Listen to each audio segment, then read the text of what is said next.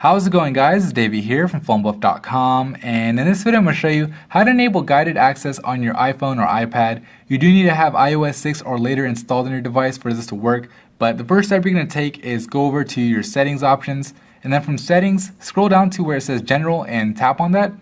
And then from the general tab, scroll down to the very bottom to where it says accessibility. Go ahead and tap on accessibility.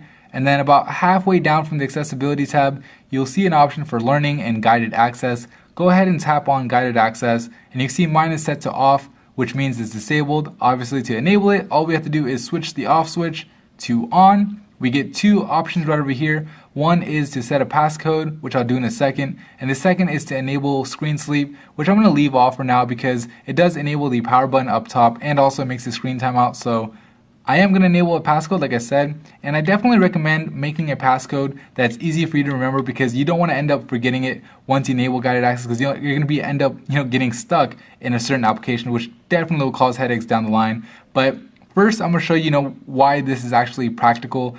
For example, I give my phone to my nephew a whole bunch to play with like games or whatnot. And let's say, for example, he opens up this game. If I were to just give it to him without enabling guided access, what happens is he'll be able to press home, get into my phone, get into my mail, get into my messages, and do all the things that kids do. And I definitely don't want that to happen. So the way I can protect myself is when I have the app that he wants to play on open, I can just triple click the home button. So triple click, and you have to do it really fast because if you do it slow, it'll just go back to the home screen. And you get a few options here. On the top right, we get an option to start, top left is cancel, and the bottom left is options. So I'm just going to go ahead and hit start and show you how it works. So I'm going to go ahead and hit run again. You can see I have full access to the app. I can play the game as you normally would. So it's not going to limit the functionality of the app itself.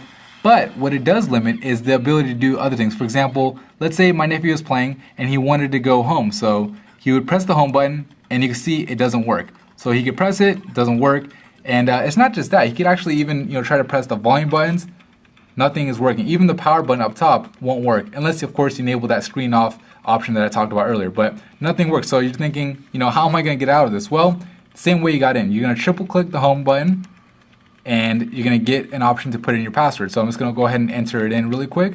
That's why I said it's important to make one that you remember. You get the same options again up top, but this time it's to resume, to end, and of course we have options. In this case, I'm going to hit end, and you can see it says guided access ended.